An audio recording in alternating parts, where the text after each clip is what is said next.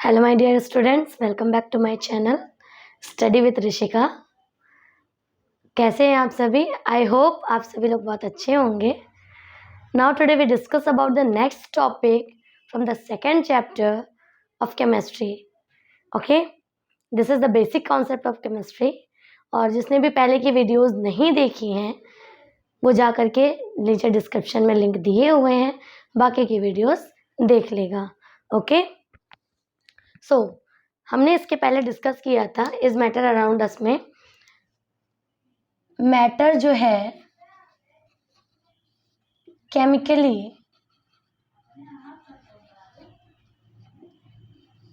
कितने पार्ट्स में डिवाइड होता है। ठीक है, अगर हम बात करें तो केमिकली मैटर्स कितने पार्ट में डिवाइड होता है। तो पहला इसमें क्या था आपका, प्योर सब्सटेंस, और दूसरा क्या था, इम्प्योर। ओके, अब इन्हीं प्योर सब्सटेंस में हमने इसके पहले वाली वीडियो में डिस्कस कर लिया था। अब इसी प्योर सब्सटेंस में हम पढ़ने जा रहे हैं एलिमेंट्स। उसके बाद हम डिस्कस करेंगे कंपाउंड। अब एलिमेंट्स के भी कुछ पार्ट होते हैं, वो भी इसी वीडियो में हम डिस्कस करेंगे। ठीक है, जो कि मैंने पहले भी बताया था बेटा। प्योर सब्सटेंस क्या है? प्योर सब्सटेंस क्या है? Pure substance is made up of only one kind of particle, एक ही तरह के पार्टिकल से मिलकर बना होता है। ये हमने बात की थी। ठीक है, अब प्योर सब्सटेंस में क्या क्या आते हैं, एलिमेंट्स और कंपाउंड्स। अब बात करते हैं आज हम एलिमेंट्स क्या हैं। ठीक है, अगर हम बात करेंगे बेटा एलिमेंट्स क्या हैं, तो elements are made up of only one kind of atom. क्या कहा मैंने? Only one kind of atom, केवल और केवल एक ही तरह के एटम से मिलकर बने होते हैं। दूसरी बात इसी लैंग्वेज में लिखी, elements are composed by only one kind of atom, या फिर हम कह सकते हैं कि एलिमेंट को हम कंपोज्ड करते हैं, जो कि एलिमेंट बने होते हैं किसके, केवल एक ही तरह के एटम से। अंडरस्टैंड? ओके, अब दिमाग में आ रहा होगा एलिमेंट, अभी तो मैम ने बोला था पार्टिकल, अभी तो मैम ने बोला था पार्टिकल, अब हम बोल रहे हैं एटम। तो बड़ा देख लो जरा सा, यहाँ पे एग्जाम्पल मैंने लिखे हैं एलिमेंट के, हाइड्रोजन, कार्बन, लिथियम। हाइड्रोजन का सिंबल जो होता है H होता है, कार्बन का C होता है, लिथियम का Li होता है, और इसी तरह के और भी एलिमेंट्स हैं। ठीक है, जैसे कि सोडियम,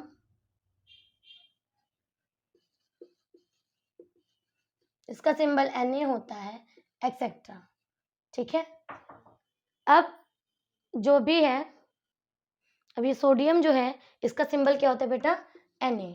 ठीक है, Na नाइट्रेटम से पढ़ा हुआ है इसका नाम, जो इसका लैटिन नेम है। अब बात करते हैं, जैसे मैंने ले लिया एक हाइड्रोजन, हाइड्रोजन का एटम, हाइड्रोजन एटम। ठीक है, ये हाइड्रोजन क्या क्या है बेटा, एटम है। अब इन्हीं हाइड्रोजन के एटम से कैसे एलिमेंट बना, यही तो हमें पढ़ना है। तो अगर इधर ध्यान दो तो यहाँ पे ढेर सारे हाइड्रोजन एटम आ गए। ठीक है, ढेर सारे हाइड्रोजन के एटम्स आ गए, और ढेर सारे जब हाइड्रोजन के एटम्स आ गए तब इसने बना दिया हाइड्रोजन का एलिमेंट। ठीक है, तो एक ही तरह के only one kind of atom, चाहे हाइड्रोजन के एटम ढेर सारे हों, इसी तरह से लिथियम के हो सकते हैं, लिथियम के ढेर सारे एटम मिल करके एक लिथियम का एलिमेंट बना देंगे। ठीक है, सिंगल एलिमेंट। और ओनली इसलिए बोला क्योंकि अब यहाँ हाइड्रोजन के एक एलिमेंट में कोई और दूसरा आकर के जबरदस्ती इन्वॉल्व नहीं हो रहा है। अंडरस्टैंड? मैंने लिखा है element can not be broken into the more simpler substance. Understand? Elements can not be broken, इन्हें और नहीं तोड़ सकते, इन्हें और नहीं तोड़ सकते, more the simpler substance. Understand? पक्का? अब बात करते हैं एलिमेंट्स। हमने बोला था ना भी कि एलिमेंट्स के भी पार्ट्स हैं, तो elements again further divided into the 3 parts. First one is the metal, non metal and metalloids. Metal, non metal and metalloids, ठीक है। अब हम आगे यही देखेंगे तुरंत ही कि मेटल्स की भी कुछ प्रॉपर्टी होती है। हम कैसे पहचानेंगे कि ये मेटल है, हम कैसे पहचानेंगे कि ये नॉन मेटल है, और हमें कैसे पता चलेगा कि ये मेटलॉइड्स है। इसके पहले वीडियो में मैंने मेटल, नॉन मेटल और मेटलॉइड्स को पीरियोडिक टेबल से आइडेंटिफाई करने के लिए एक पीरियोडिक टेबल भी मेंशन की थी। जिसने नहीं देखी हो और एक बार जाके ज़रूर देख लेना। और डार्क कलर की इसीलिए थी ताकि आप लोग बहुत अच्छे से आइडेंटिफाई कर सकें, ठीक है। अब आगे हम देखते हैं कि किस तरह से हम लोग डिवाइड करते हैं। अब बात करते हैं मेटल्स की, ठीक है। मेटल्स में क्या होता है बेटा, ये मेटल्स जो आप पढ़ते आ रहे हो, ठीक है। मेटल्स कभी भी देखा होगा कोई भी मेटल बहुत हार्ड होता है, ठीक है। ये सबसे बड़ी इनकी प्रॉपर्टी, सबसे पहली प्रॉपर्टी है, they are hard in nature. Hard होते हैं, आप इजिली उनको कंप्रेस नहीं कर सकते हो लाइक अ सॉलिड्स, ठीक है। दूसरी बात हमने कही ये मैलिएबल होते हैं, मैलिएबल होते हैं। फिर मैंने तीसरी बात कही ये डक्टाइल होते हैं। फिर मैंने बोला ये सोनोरस होते हैं, ठीक है। लस्ट्रस होते हैं, गुड कंडक्टर ऑफ हीट होते हैं। इतनी बातें समझ में आई। अभी बात करते हैं मैम समझ में कहाँ आई, मैलेबल का मतलब बताइए। मैलेबल का मीनिंग क्या होता है? नाम तो बड़ा अच्छा लग रहा है मैलिएबल, बड़ा बढ़िया लग रहा है, साइंटिफिक टाइप का नेम है, बड़ा अच्छा लग रहा है, बट ऐसा तो है नहीं। ये हमने लिया एक मेटल, ठीक है। क्या लिया हमने? एक मेटल लिया, और मेटल को ऊपर और नीचे से दोनों तरफ से बढ़िया सा कंप्रेशन दिया, इसको कंप्रेस कर दिया, इतना प्रेशर दिया, इतना प्रेशर दिया कि इसकी पतली सी पतली शीट्स तैयार हो गई, ठीक है। पतली सी पतली शीट्स तैयार हो गई। अब ये यहाँ पे फोर्स जो लगा है उस फोर्स का नाम क्या होगा? Compressible force, compressible force, understand. अब कहेंगे मैम इसका एग्जांपल हमें बताइए, तो जरा सा अगर मैं आपको दिखाऊं, ये आप देख रहे हैं फॉइल पेपर सभी के घर में होगा। ये पतली पतली जो शीट्स आपको दिख रही है ना, बहुत पतली सी, इसमें खाना पैकिंग करते हो, ये शीट्स क्या है? ये भी एक मेटल ही है। इनको कैसे तैयार किया गया है? By the malleability of the metal, okay. फिर दूसरी बात हम कर लेते हैं डक्टाइल। डक्टाइल का मीनिंग क्या होगा? चलो मैम मैलिएबल समझ में आ गया, अब डक्टाइल बताइए। अब डक्टाइल में सेम मेटल वही होगा, बट इनको अभी तक कंप्रेस किया जा रहा था, अब इनको पकड़ के खींचा जाएगा, ठीक है। किसी फोर्स के थ्रू इन्हें अब खींचा जाएगा, और ये कैसे? एक वायर फॉर्म में बन जाएंगे, सिलेंड्रिकल शेप में। बात समझ रहे हो? जैसे कि ये आपको दिख रहा होगा, ये वायर वगैरह है जो मुझे मिला, देख सकते हो ये जो वायरिंग है, अगर क्लियर होगा तो, ठीक है। तो ये वायर कैसे बने हैं? By the ductility of metal, ठीक है। तो ये हो गया। अब यहाँ पे जो फोर्स लग रहा है उसका क्या नाम है? Tensile force. यानी जो हमने मेटल को पकड़ के खींचना शुरू किया तो वो टेंसाइल फोर्स है, और ऊपर से दबाना शुरू किया, प्रेशर दिया, that is called a what? That is called are compressible force. अब बात आती है बेटा सोनोरस क्या होता है? सोनोरस, दो चीजें पता चल गई बिल्कुल अच्छे से। सोनोरस क्या होता है? जब किसी भी मेटल को लीजिए और उसमें क्या करिए? साउंड प्रोड्यूस करिए, तो ऑटोमेटिक साउंड प्रोड्यूस होता है लाइक दिस, ओके। जैसे कि टेम्पल की बेल्स हो गई, इनके बारे में कौन नहीं जानता, ठीक है। जब मेटल और मेटल आपस में, ब्रास मेटल्स होते हैं ये, मेटलॉइड्स जो दोनों से बने होते हैं, ये क्या है? बेल। जैसे ही इसमें रिंगिंग आप करोगे, ठीक है, साउंड जो प्रोड्यूस हो रहा है that is called a sonorous, that is called a sonorous, okay. अब बात आती है लस्टर क्या होता है?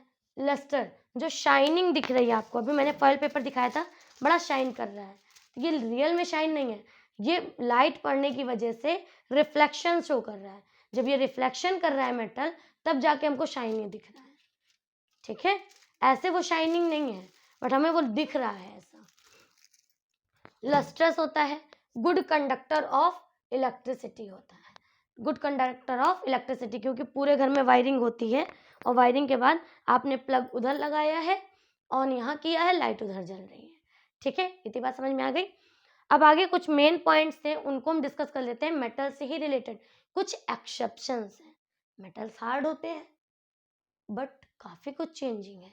फर्स्ट पॉइंट हैशटैग करके, मरकरी इज कौन कौन mercury is only metal, mercury is only metal found in liquid state at room temperature.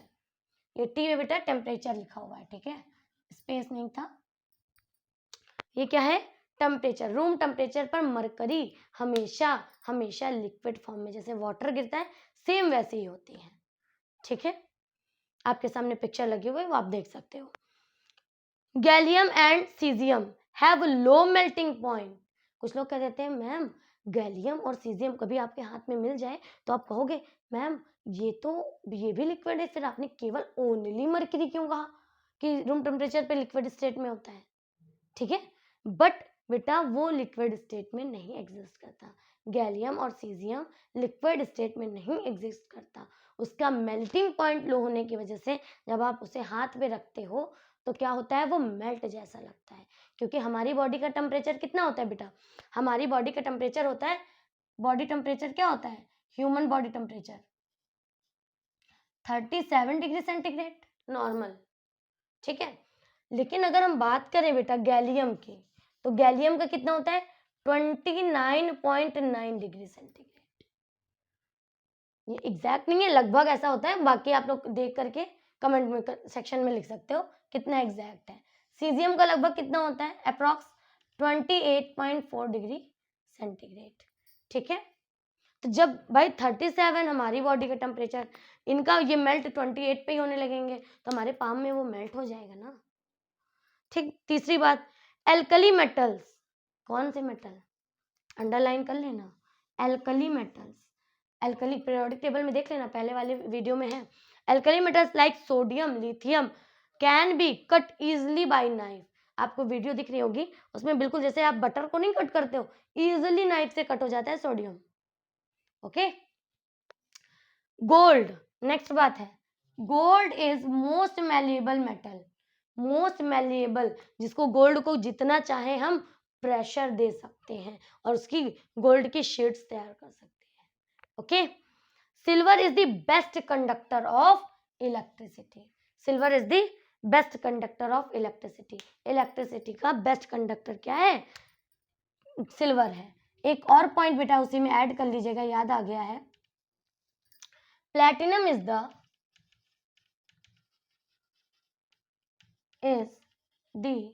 Most ductile metal,